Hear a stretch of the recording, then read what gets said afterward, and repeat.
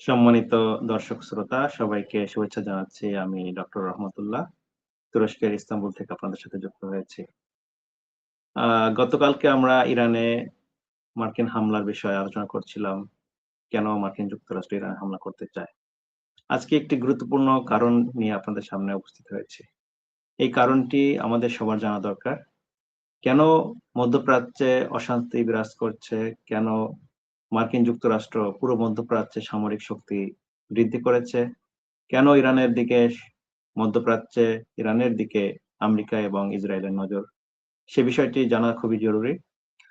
আন্তর্জাতিক রাজনীতির একজন শিক্ষক হিসেবে আপনাদের সাথে আজকে খুব গুরুত্বপূর্ণ কিছু তথ্য শেয়ার করব।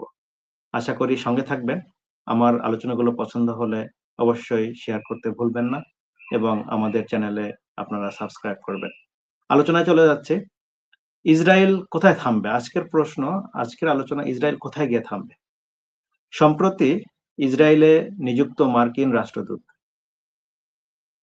মাইক হাকবি একটি মন্তব্য করেছেন। তিনি বলেছেন, ইসরায়েল যদি নীল নদ থেকে ফোরাত নদী পর্যন্ত এই বিস্তৃত অঞ্চলের কর্তৃত্ব অর্জন করে, যদি ইসরায়েল পুরো এই অঞ্চলের মালিক হয় তাহলে তার কোনো আপত্তি নেই। তাহলে কি মাইক হাকবির এই কথাটি শুধুমাত্র ব্যক্তিগত একটি মন্তব্য? আসলে তা নয়। ১৯২০ সালে যখন মার্কিন যুক্তরাজ্য যখন ইংরেজরা ফিলিস্তিন ভূমির ম্যান্ডেট বা দায়িত্ব নেয়, তখন থেকেই মূলত তারা রাজনৈতিকভাবে ইসরায়েল তৈরির জন্য প্রস্তুতি নিচ্ছিল এবং পুরো প্রক্রিয়াটি সাজাচ্ছিল। ওই সময়টাতেই মার্কিন যুক্তরাষ্ট্র ইসরায়েলের প্রতিষ্ঠার ব্যাপারে সমর্থন ব্যক্ত করে।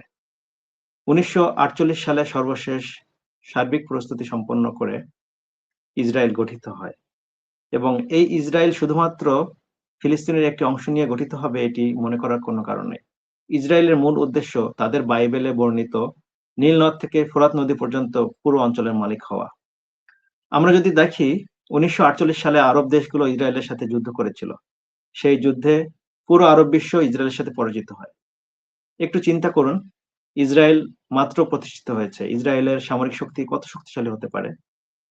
অন্যদিকে মিশর, জর্দান অথবা সিরিয়া, ইরাক এরা সবাই ইসরায়েলের বিরুদ্ধে যুদ্ধ ঘোষণা করেছে। কিন্তু ফলাফল কি? ফলাফল ইসরায়েল বিস্তীর্ণ অঞ্চলের মালিক হয়ে যায়, দখলে হাতে নেয়, আরবরা পরাজিত হয়। ১৯৪৮ সালের যে যুদ্ধ, সেই যুদ্ধের মাধ্যমেই ফিলিস্তিনের পুরো ভূখণ্ডের অধিকার ইসরায়েলের হাতে চলে যায়। এরপরে শুরু হয় পার্শ্ববর্তী দেশগুলোতে ইসরায়েলের আগ্রাসন। ১৯৫৬ সালে মিশরে আক্রমণ করে ইসরায়েল এবং যুক্তরাজ্য, ফ্রান্স। এই আক্রমণের মাধ্যমে তারা বিস্তীর্ণ অঞ্চল দখল করে নেয়। সিনাই উপত্যকার প্রায় পুরোটাই তারা দখল করে নিতে সক্ষম হয়, যদিও পরবর্তীতে সে অঞ্চল থেকে তারা সরে যায় আন্তর্জাতিক আলাপ আলোচনার মাধ্যমে। ১৯৬৭ সালে ৬ দিনের যে একটি যুদ্ধ হয়েছিল, সেই যুদ্ধে পুরো মিশরের সিনাই উপত্যকা দখলে নেয় ইসরায়েল। আচ্ছা, একটু আবার পিছনে ফিরে যাই। এই যে নীল নদ থেকে ফোরাত নদী পর্যন্ত বিস্তীর্ণ অঞ্চল, এইসব অঞ্চলে কি রয়েছে? আমরা যদি নীল নদ থেকে শুরু করি, নীল নদ মিশর রয়েছে, মিশরের সাথে সুদান রয়েছে, পার্শ্ববর্তী দেশ ইথিওপিয়া রয়েছে। অর্থাৎ যদি নীল নদের দিকে ইসরায়েলের টার্গেট থাকে, তাহলে শুধুমাত্র আফ্রিকার মিশর নয়, আফ্রিকার আরো কয়েকটি দেশ এই প্রক্রিয়ার এই পরিকল্পনার অংশ। আমরা যদি নীল নদ থেকে শুরু করে এইদিকে আসি, তাহলে এখানে রয়েছে ইসরায়েল। ইসরায়েল কেন্দ্রীয় রাষ্ট্র ধরা যায়। পাশে রয়েছে জর্দান, জর্দানকে তারা দখল করতে চায়। এই পাশে রয়েছে সিরিয়া, সিরিয়াকে তারা দখল করতে চায়। ফোরাত নদী এখানে, ইরাককে তারা দখল করতে চায় এবং ইরাকের পাশে রয়েছে তুরস্ক, তুরস্কের বিস্তীর্ণ ভূমি ইসরায়েলের টার্গেট রয়েছে। এবং আমরা যদি আরেকটু তাকাই, তাহলে কি ইসরায়েল এখানে থেমে যাবে? থামবে না। এখানে সৌদি আরবিয়া রয়েছে, সৌদি আরবকে তারা দখল করতে চাইবে তাদের বৃহত্তর স্বার্থে। পাশে কি রয়েছে? পাশে রয়েছে এই যে বিস্তীর্ণ অঞ্চল, কুয়েত, কাতার, বাহরাইন, ওমান এবং রয়েছে ইয়েমেন। আমরা যদি সাম্প্রতিক সময়ে নেতানিয়াহুর রাজনৈতিক পলিসি দেখি, নীতি দেখি, ইসরায়েল সাম্প্রতিক সময়ে শুধুমাত্র গাজাতে গণহত্যা চালিয়ে শেষ করেনি, তারা কিন্তু লেবাননে সামরিক অভিযান পরিচালনা করছে এবং হিজবুল্লাহকে প্রায় শেষ করে দিয়েছে। ইসরায়েল কিন্তু একইভাবে ইয়েমেনের যে হুতি বিদ্রোহীরা রয়েছে সেখানে নিয়মিত আক্রমণ পরিচালনা করেছে। ইসরায়েল ইরানের সাথে নিয়মিত যুদ্ধে এবং সামরিক সংঘর্ষে লিপ্ত। ফলে মধ্যপ্রাচ্যে ইসরায়েলের যে একটি বৃহত্তর টার্গেট রয়েছে, একটি উদ্দেশ্য রয়েছে, একটি শক্তিশালী সাম্রাজ্য গঠন করার যে উদ্দেশ্য রয়েছে সেটি তারা বাস্তবায়নের জন্য কাজ করে যাচ্ছে। এবং এর পিছনে, ইসরায়েলের পিছনে শক্তিশালী যে শক্তি রয়েছে, যে অ্যাক্টর রয়েছে, যে শক্তি রয়েছে সেটি হচ্ছে মার্কিন যুক্তরাষ্ট্র এবং ইউরোপের দেশগুলো, মার্কিন যুক্তরাষ্ট্র, তারা ইসরায়েলের মধ্যপ্রাচ্যে আগ্রাসন নীতিকে পূর্ণ সমর্থন করে। গাজা গণহত্যায় আমরা দেখেছি ইসরায়েলকে ইউরোপীয় দেশগুলো এবং আমেরিকা নিরঙ্কুশ সমর্থন দিয়েছে এবং এটি ইসরায়েলের নিরাপত্তার জন্য জরুরি বলে তারা মন্তব্য করেছিল। ফলে মধ্যপ্রাচ্যের অন্যান্য দেশে ইসরায়েলের যে আগ্রাসন হবে, যে আগ্রাসন চলবে, সেটি ইসরায়েলের রাজনৈতিক উদ্দেশ্যে এবং নিরাপত্তার উদ্দেশ্যে হচ্ছে ঘোষণা দিয়ে ইউরোপ এবং আমেরিকা এটিকে সমর্থন দিয়ে যাবে। একটু যদি আমরা ইসরায়েলের গঠন এবং পরবর্তীতে ইসরায়েলের বর্তমান অবস্থা দেখি তাহলে আমরা বুঝতে পারবো যে আসলে ইসরায়েল মধ্যপ্রাচ্যের পুরো অংশকে কেন দখল করতে চায়, আসলে দখল করতে চায় কিনা। 1917 সালে যখন ওসমানী খেলাফত ভেঙে যায়, যখন ওসমানী খেলাফতকে ভেঙে দেওয়া হয়, তখন পুরো এই অঞ্চলটি ছিল ফিলিস্তিন, এখানে ইসরায়েল নামে কোনো রাষ্ট্র ছিল না। 1920 সালের পর থেকে এই অঞ্চলে ইউরোপ থেকে হাজার হাজার শরণার্থী, ইহুদি শরণার্থী এই অঞ্চলে আসা শুরু করে। সেক্ষেত্রে ব্রিটিশ প্রশাসন তাদেরকে সহযোগিতা করে, কারণ এই সময় ব্রিটিশদের অধীনে ছিল ফিলিস্তিন ভূখণ্ড। ফিলিস্তিনে ইহুদিরা হাজারে হাজার আসতে থাকে, লাখো লাখো আসতে থাকে এবং 1946 সালে ইহুদিদের সংখ্যা অনেক বৃদ্ধি পায় এবং 1947-48 সালে যখন দুটি রাষ্ট্র গঠনের প্রস্তাব উত্থাপিত হয়, তখন এই সবুজ অংশটিকে তারা ইসরায়েল হিসেবে ঘোষণা দিতে চায় ব্রিটিশরা, এই অংশটিকে তারা ফিলিস্তিন হিসেবে ঘোষণা দিতে চায়। তাহলে দেখা গেল যেখানে ইসরায়েল ছিলই না সেখানে ইসরায়েল গঠিত হচ্ছে একটি বৃহৎ ভূখণ্ড নিয়ে, ফিলিস্তিন গঠিত হচ্ছে একটি ছোট ভূখণ্ড নিয়ে। ফলে 1948 সালে আরবরা ইসরায়েল গঠিত হলে ইসরায়েলের বিরুদ্ধে যুদ্ধ ঘোষণা করে এবং সেই যুদ্ধে আরবরা পরাজিত হয়। পরাজিত হয়ে ইসরায়েল অনেক বৃহৎ একটি দেশ হিসেবে সামনে আসে। ফিলিস্তিনের ভূখণ্ডগুলো চলে যায় অন্যান্য পার্শ্ববর্তী মুসলিম দেশের হাতে এবং খুব ছোট একটি অঞ্চলে তারা তাদের নিরাপত্তা, তাদের দেশের যে ভূমি রয়েছে সেটি তারা হাতে পায়।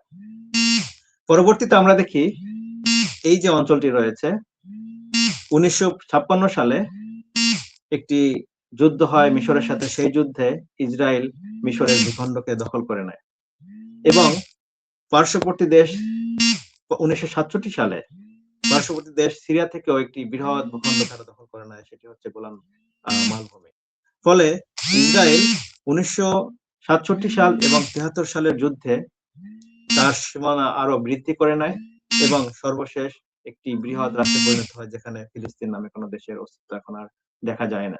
বর্তমান অবস্থায় ফিলিস্তিনের ভূখণ্ড দখল হতে হতে খুবই ছোট একটি অংশ রয়েছে এবং এসব অঞ্চলে ফিলিস্তিনিরা স্বাধীনভাবে বসবাস করতে পারছেন না। গাজা ছোট একটি অংশ, কিন্তু সে অঞ্চলে 2 বছর ধরে যুদ্ধ চলেছে, গণহত্যা চলেছে। আমরা আরেকটু সামনে তাকাই, ইসরায়েল মধ্যপ্রাচ্যে কেন একটি বৃহৎ দেশ হিসেবে সামনে আসতে চায় অথবা তারা এই প্রক্রিয়াতে কতটুকু এগিয়েছে। 1956 সালে যে যুদ্ধ হয়েছিল, 1967 সালে যে যুদ্ধ হয়েছিল, সেই যুদ্ধে ইসরায়েল সর্বশেষ এই সিনা উপত্যকাকে তারা দখল করে নেয়। এটি মিশরের একটি ভূখণ্ড। পরবর্তীতে আলোচনার মাধ্যমে সেটি ছেড়ে দেওয়া হয়, কিন্তু তখন মিশর ইসরায়েলকে স্বীকৃতি দিতে বাধ্য হয়, ইসরায়েলকে একটি দেশ হিসেবে স্বীকার করে নিতে বাধ্য হয়। আসা যাক সিরিয়ার অংশে।